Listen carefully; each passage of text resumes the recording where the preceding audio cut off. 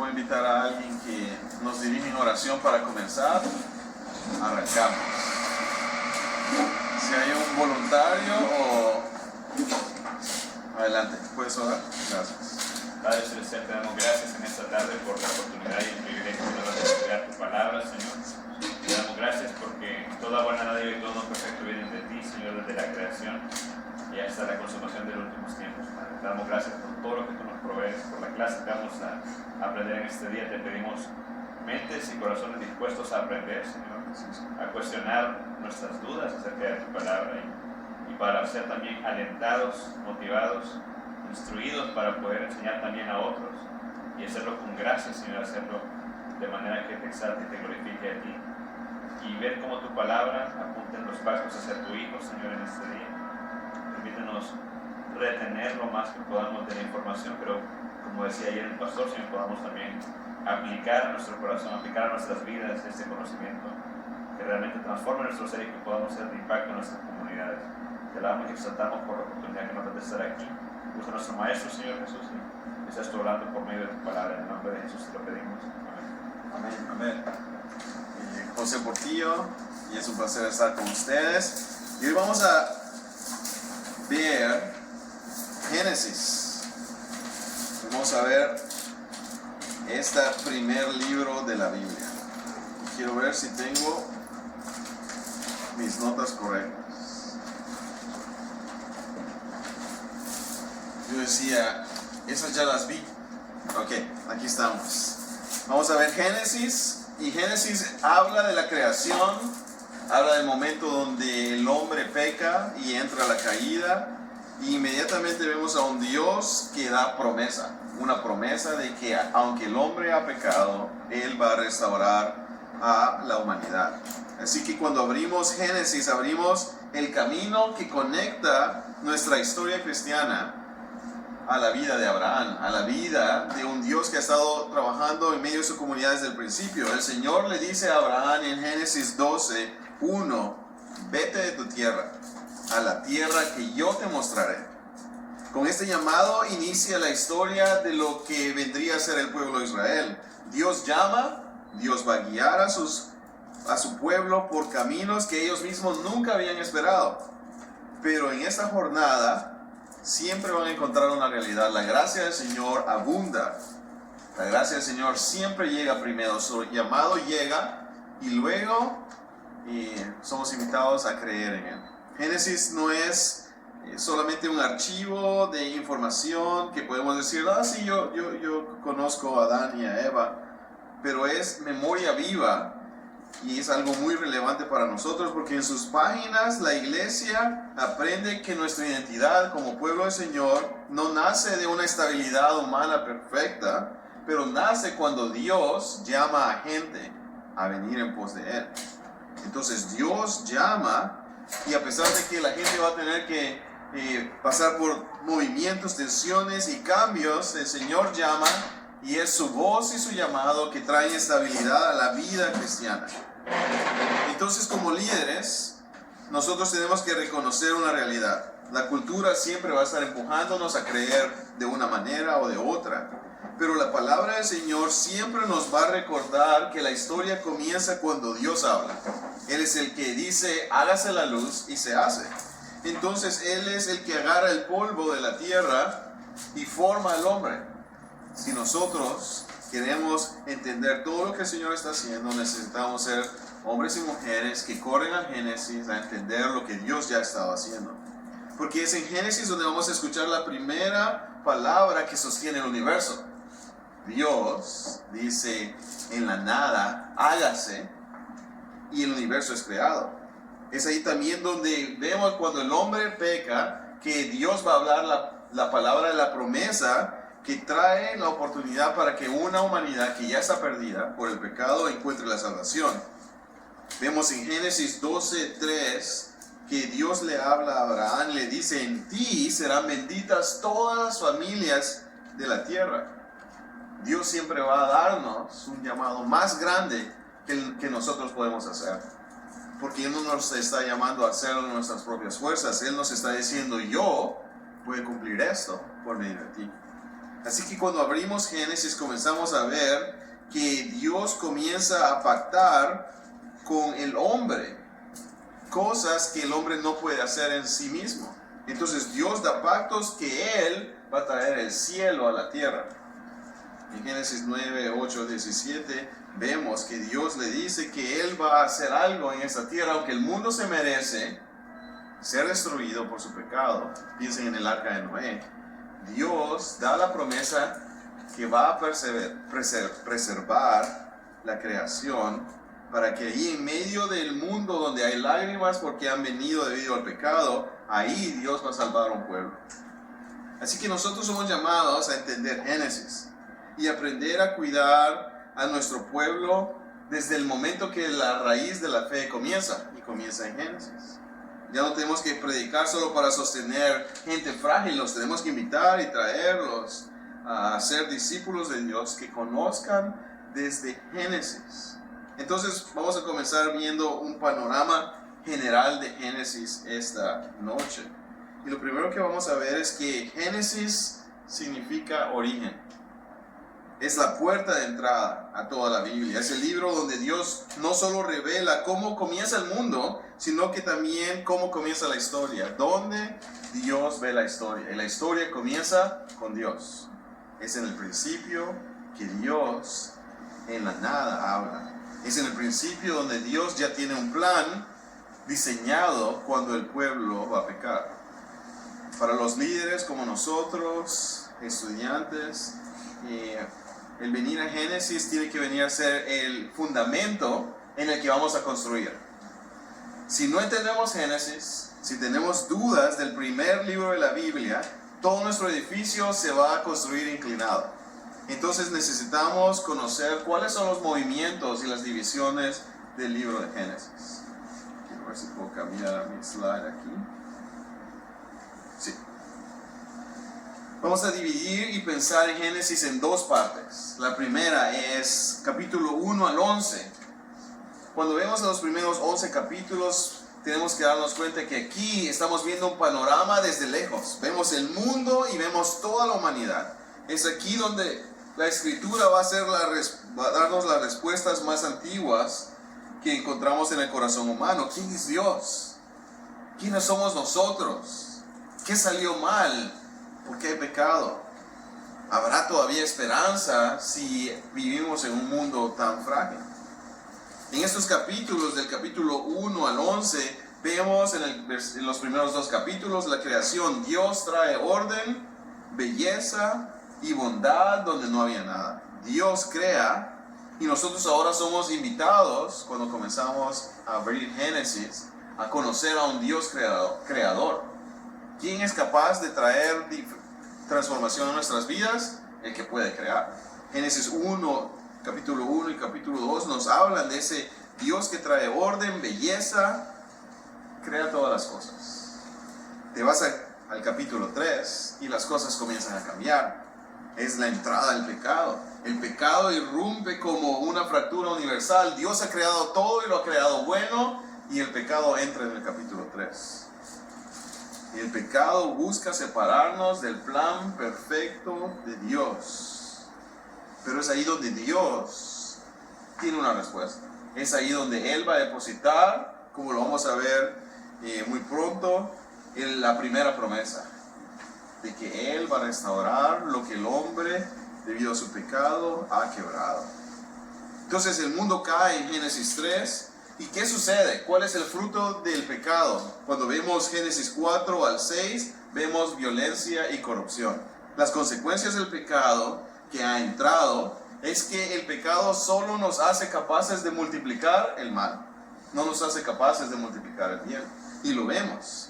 Comienza el primer hermano y el segundo hermano a tener dificultad, el primer asesinato, la primera huida, las comunidades que comienzan a vivir sus propias vidas lejos del Señor. Las consecuencias del pecado es que el mal se multiplica de tal manera que llega el momento donde Dios dice, ¿para qué creé a esta humanidad?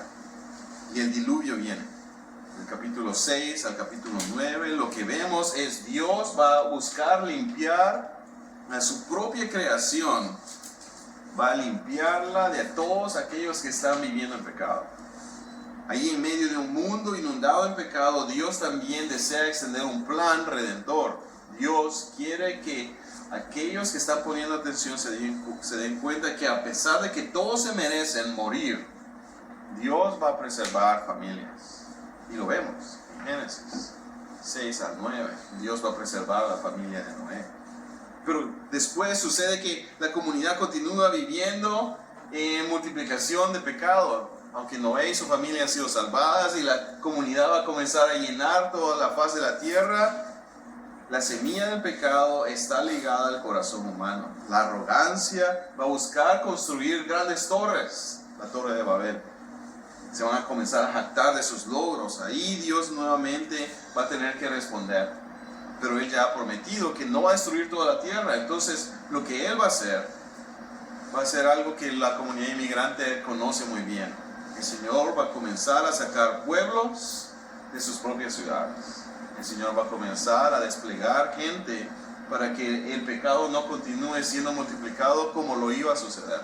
El Señor comienza a sacar gente de sus territorios, sus comunidades, para que encuentren otros lugares. Y es ahí donde Dios busca nuevamente responder con una palabra de providencia.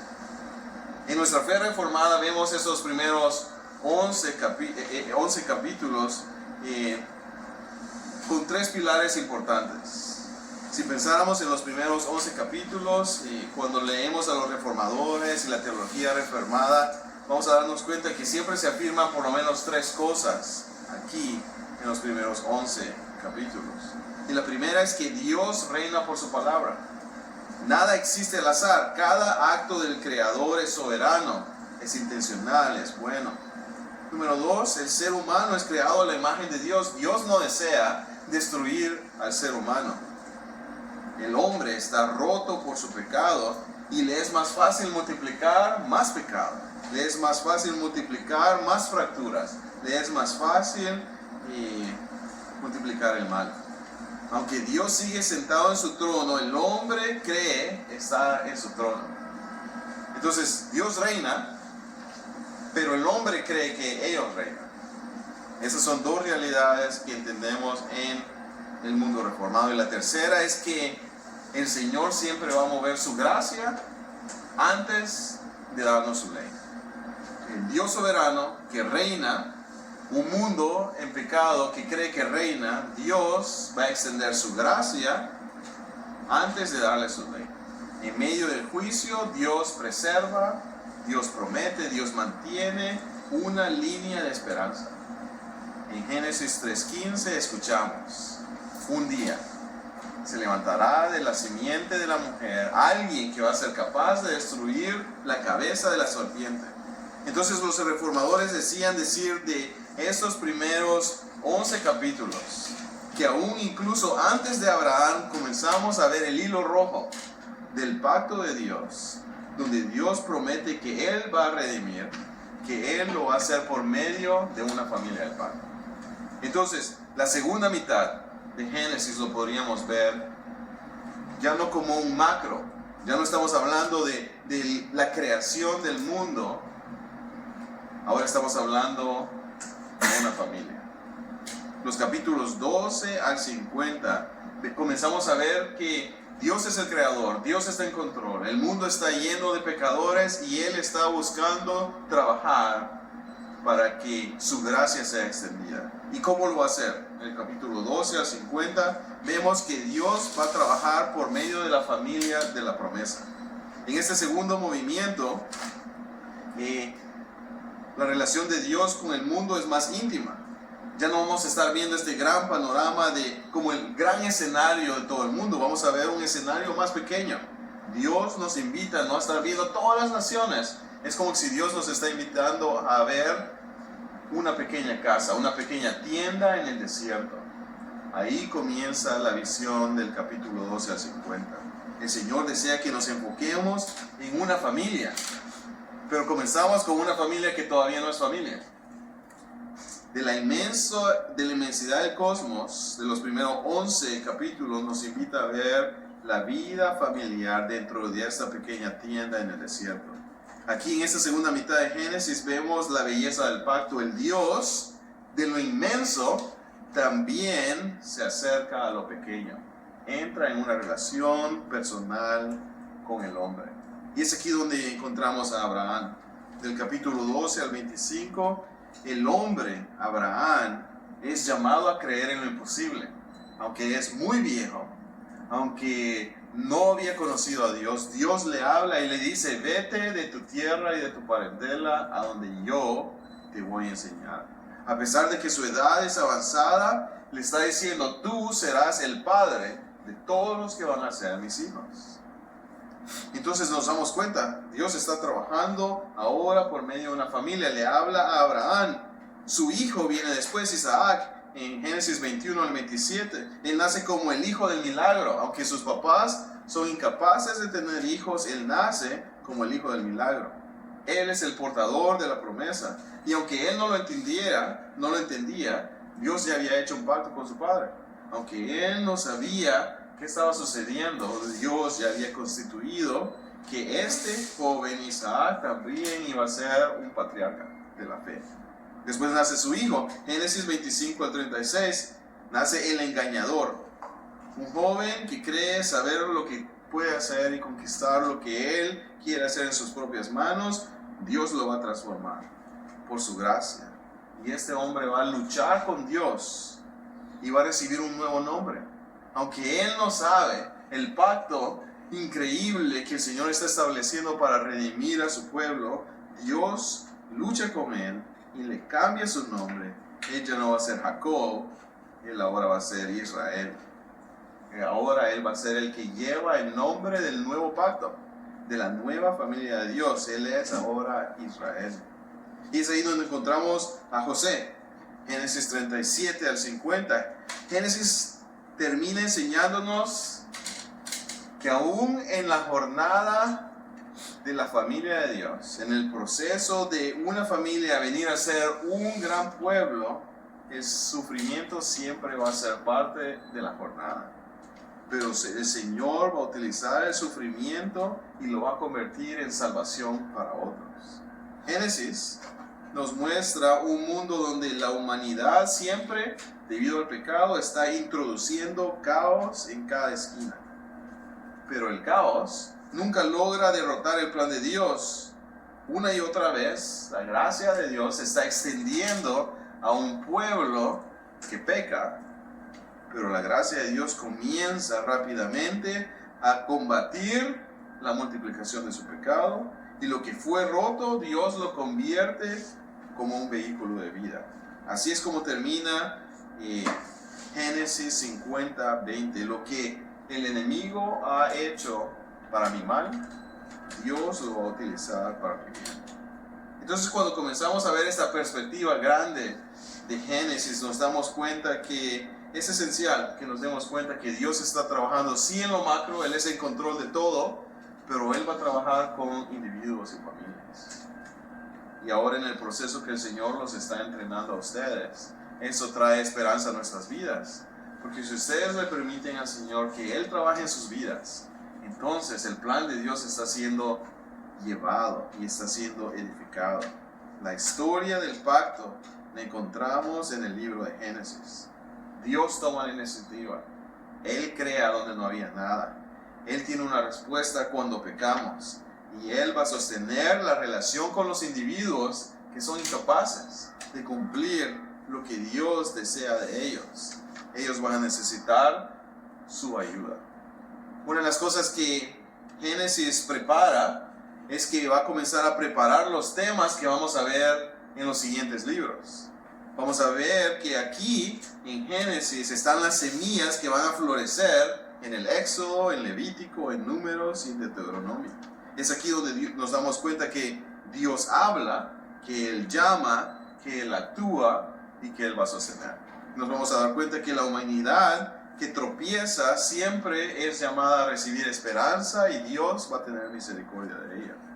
Nos damos cuenta que el pacto define identidad, misión, destino, viene como regalo de Dios. Nunca vemos a un pueblo digno de recibir las promesas de Dios. Dios siempre se las da como regalo de gracia, no como premio de cómo han vivido. La promesa que avanza viene aún cuando todo parece haberse perdido. Y vamos a ver todos esos puntos en medio de nuestro avance a través de Génesis. Génesis termina hablándonos con la música. Si se ponen a pensar, cuando terminan de leer Génesis, es como música que tiene que ser parte del background. Cuando leemos toda la escritura, es la melodía que necesitamos escuchar y enseñar, especialmente en tiempos inciertos. Cuando nuestra comunidad no sabe qué está sucediendo, sus corazones se sienten desconectados de la iglesia, se sienten desconectados de la vida de Cristo. Génesis nos recuerda que Dios está actuando y que el Señor es capaz de traer vida, una vida abundante. Entonces vamos a comenzar a hablar en los primeros 3 capítulos. Y la primera pregunta que tiene que venir a nuestra mente cuando estamos estudiando Génesis es esa palabra hebrea yom, día. Una de las cosas que somos que causan muchas preguntas en los círculos reformados es ¿cuáles son los modelos de interpretación de la creación cuando llegamos a Génesis? ¿Qué significa yom y qué nos enseña la palabra acerca de esta palabra? El primer capítulo de la Biblia ha sido para muchos en nuestra época es como una batalla. Y cuando yo me ordené en mi denominación, una de las preguntas que siempre nos hacen es ¿cuál es tu postura bíblica en la posición de qué significa Yom?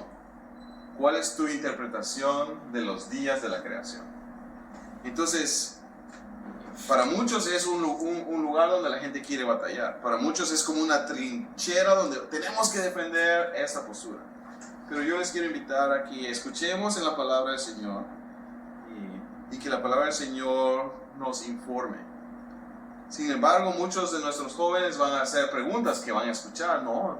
Si Adán nunca existió, o que Yom significa esto y aquello. Yo he oído que la creación no es de 7 días, de 24 horas, eso no podría funcionar, la ciencia lo contradice.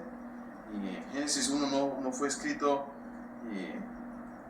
científicamente, ha sido desprobada. Mucha gente van a tener diferentes teorías, pero una de las realidades que nosotros tenemos que reconocer al venir a la palabra del Señor es que Génesis 1 no fue escrito para responder debates científicos ni modernos, pero Génesis 1 fue escrito para revelar a un Dios que habla, que crea y que gobierna.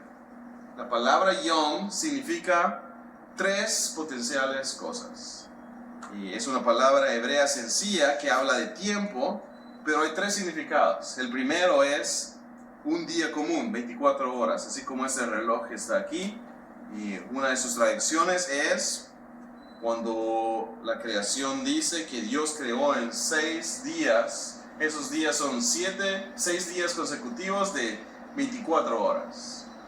Pero la palabra Yom también podría hablar acerca de un periodo, y un periodo largo. En el principio Dios creó en 6 días. Y la palabra Yom podría significar Dios creó en 6 grandes periodos de tiempo.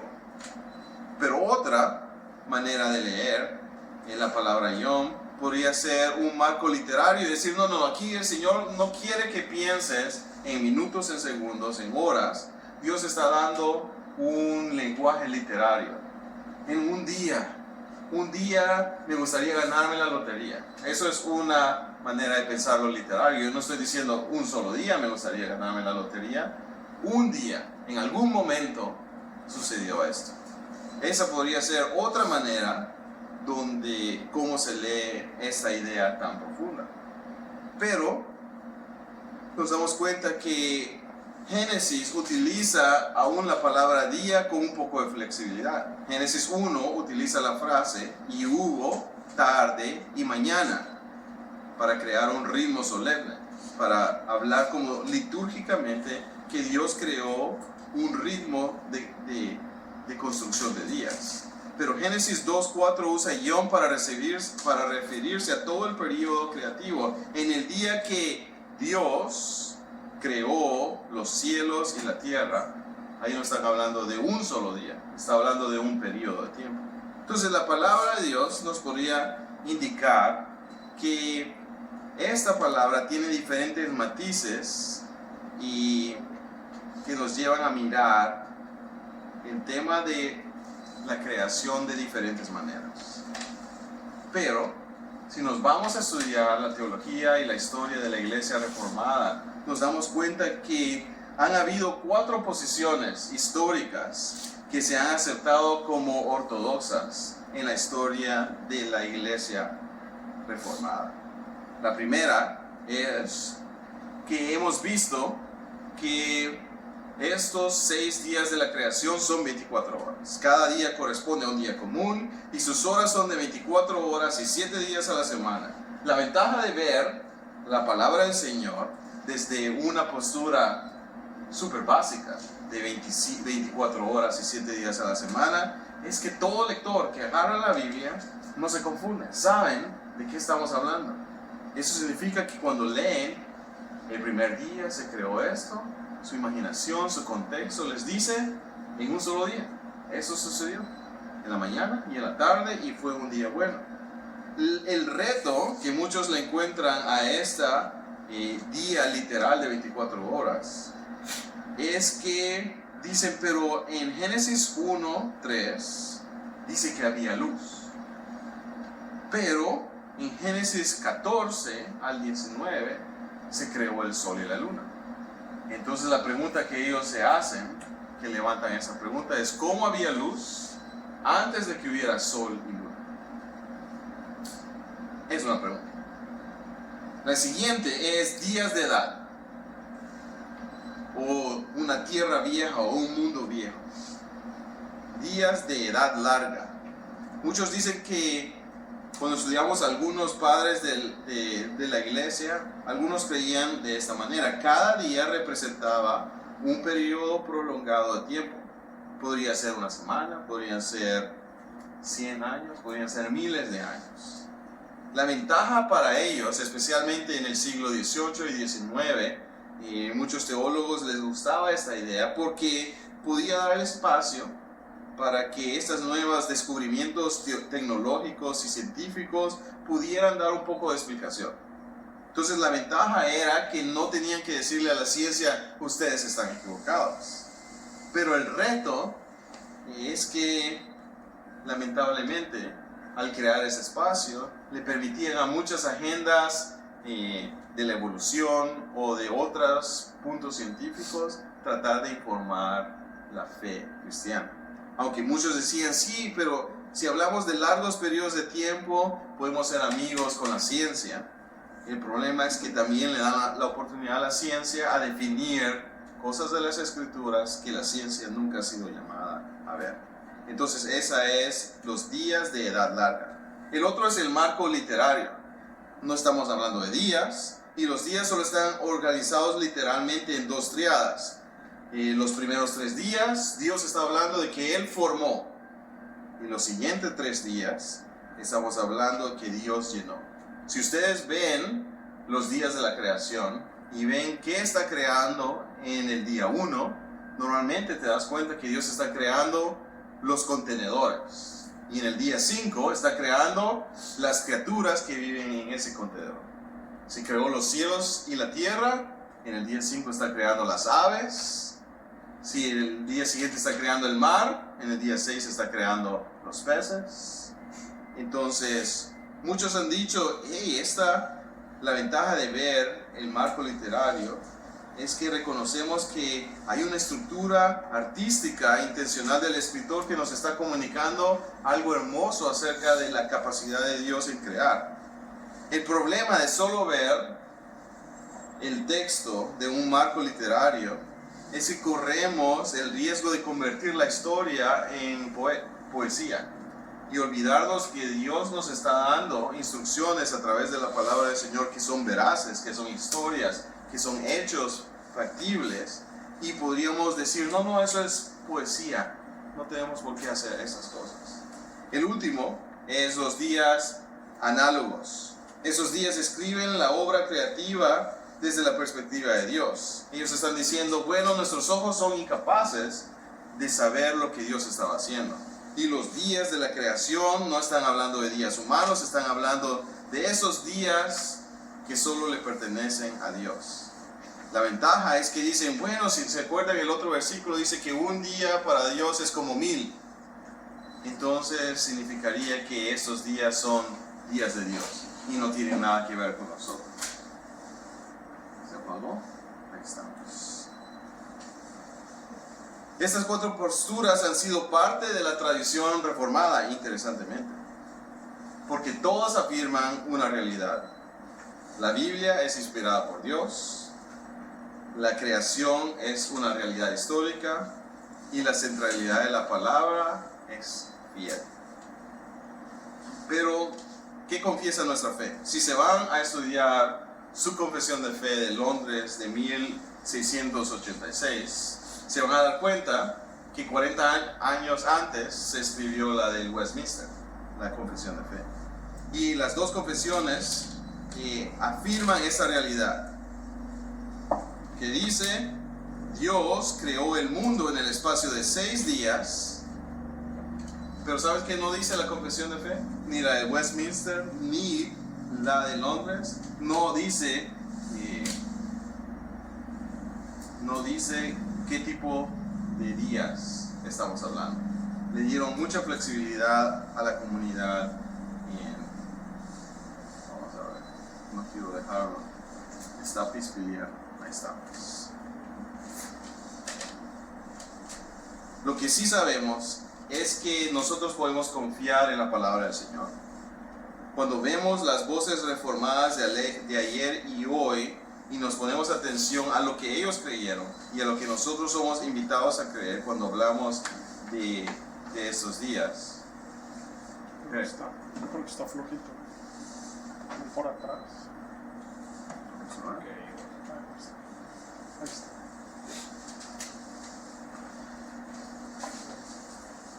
Cuando nos vamos a leer varios reformadores a través de la historia, presentes, antiguos, algo que siempre van a afirmar cuando tiene que ver con el tema de la creación es que Dios es un creador soberano, que su palabra es verdadera y que la creación tiene propósito. Cuando vemos lo que Calvino dice acerca de Génesis, Calvino dice que tenemos que evitar las especulaciones científicas. El objetivo del texto es revelación y no curiosidad técnica. Cuando vemos a B.B. Warfield, él dice que hay posibilidad de aceptar una tierra antigua y vieja, pero necesitamos defender la creación especial. Dios ha creado al ser humano a su imagen. Y él no veía ningún conflicto entre la fe reformada y algunos aspectos de la ciencia moderna. Cuando vemos lo que decía R.C. Sproul, dice que durante décadas él creía en una tierra antigua, pero al final de sus días se inclinó a darse cuenta que verdaderamente él podría creer también en días literales. Y decía, pero lo afirmo con humildad, lo único que yo sé es que Dios creó todas las cosas. Cuando vemos a Piper, dice que el texto es maravilloso, y aunque se inclina a días literales, reconoce que hay una estructura literaria en Génesis que le permite conocer a un Dios creativo mayor del que él puede entender.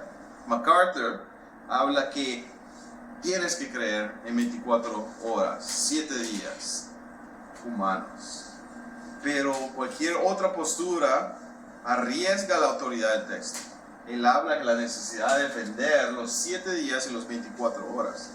El pastor Kevin Young afirma la diversidad histórica, pero se inclina hacia la lectura literal.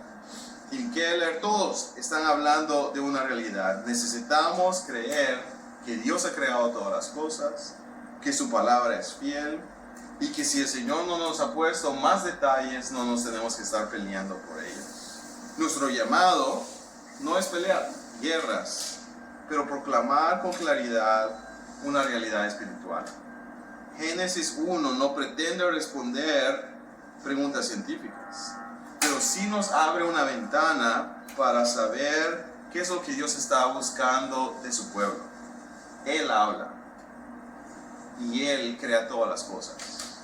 Somos criaturas creadas con propósito, valor. Ningún ser humano es accidente. ¿Cuántos en medio de nuestras comunidades hispanas se sienten como accidentes? Génesis nos recuerda que no hay accidentes. Dios está en control. Él ordena un mundo y este mundo en orden revela a un creador santo. Y la vida tiene propósito porque Dios es un Dios que hace todo con intención. Cuando somos invitados a comenzar a estudiar Génesis, estamos llamando a ser pastores que aprenden a enseñar Génesis con convicción, con humildad, con esperanza, que le regalamos a nuestra comunidad la oportunidad de darse cuenta que desde el principio de todas las cosas Dios los anda buscando. Y cuando Jesús dice que Él está tocando a la puerta de sus corazones, esto es verdad. Desde el principio, cuando el pecado reinaba en el mundo, Dios da un pacto de vida. Entonces podemos, al conocer Génesis, confiar en su palabra y exponer esa visión de un mundo donde Dios desde el principio, el arquitecto de todas las cosas, está encargado de todo, de principio a fin, y Él es digno de confianza. Pero les digo, ¿por qué podemos confiar en los 7 días y 24 horas con un sentido literal? Yo los animaría a que buscaran confiar en esta simple manera de ver la Escritura. Porque la Biblia se interpreta constantemente a sí misma. Aunque la Iglesia Reformada reconoce varios modelos de interpretación de Yom que han sido aceptados por muchos creyentes dentro de muchos años, y se puede leer Génesis 1 de 1000 maneras, 4 maneras aceptadas. Les invito a que consideren leer la Escritura desde el lente literal. ¿Por qué? Porque esta convicción no tiene que nacer de la tecnología y la educación tecnológica o moderna, sino que nuestra confianza en la Escritura tiene que nacer de su palabra. Cuando hablamos del sentido literal, no queremos decir usen lo más simple, sino que estamos diciendo oigan la voz de la palabra de Dios, del autor que inspiró y que quiso comunicar su verdad. La Biblia siempre nos va a mostrar la verdad del Señor. La Biblia asume, cuando leemos el Pentateuco, cuando leemos otras partes del Antiguo Testamento y el Nuevo Testamento, la Biblia asume que estamos hablando de una historia y no de un mito. Cuando vemos Éxodo 20, del 8 al 11, Dios le está dando el mandamiento al pueblo de Dios que guarden el sábado.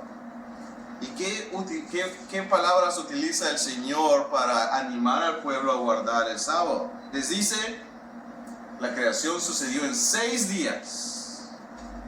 Porque en 6 días hizo Yahweh, el Dios creador, los cielos y la tierra. Por tanto, el 7º día descánsenlo. Dios está utilizando en su propio lenguaje el dar la ley de guardar el sábado. Él lo dice porque yo creé el mundo en 6 días. En 1 Crónicas 1, el cronista registra la genealogía desde Adán como un personaje histórico. No lo trata como una figura mítica y un tiempo de Génesis que no es verdad. Él dice, Él es nuestro ancestro real. Mateo 19, 4 a 5, Jesús cita Génesis 1, 27 y 2, 24. Él dice, ¿no habéis leído? Y les comienza a marcar que Génesis 1 es histórico, es verdad. Jesús, Adán, Eva son personajes históricos para Jesús, unidos, diseñados por el Creador. Cuando vemos en el Nuevo Testamento, Pablo dice, recuerden a Adán, un ser histórico por el cual entró el pecado. Ahora viene un nuevo Adán que va a deshacer la obra del primero. Adán es figurativo, el paralelismo con Cristo se derrumba. Por eso tenemos que confiar en un Génesis verdadero. El lenguaje de Génesis 1 es sencillo y claro. Dice, Génesis 1 no está escrito como poesía. Su estructura es bella, pero forma una narrativa histórica. Cuando revisamos el hebreo, si no han tomado sus clases de Biblia, van a darse cuenta que utiliza verbos que están hablando de narrativa, secuencia cronológica. Marcan tiempos, día 1, día 2, día 3. En hebreo, cuando se usa día y un número alrededor de todas las otras partes del Antiguo Testamento, nunca se ha puesto en duda que estamos hablando de días naturales.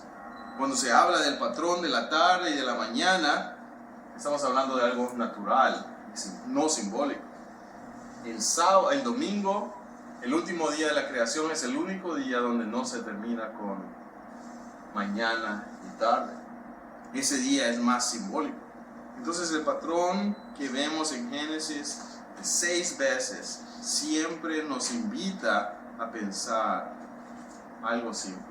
El Señor creó los cielos y la tierra en 6 días. 6 días de 24 horas, 7 días consecutivos. El Nuevo Testamento afirma la creación como un acto directo de Dios. En Hebreos 11:3 se dice: por la fe entendemos haber sido constituido el universo por la palabra de Dios.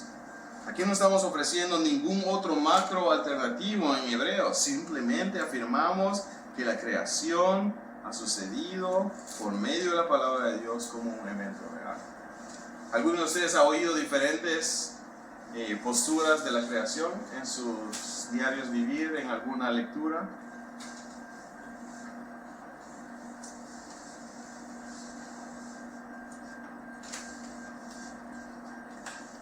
¿No?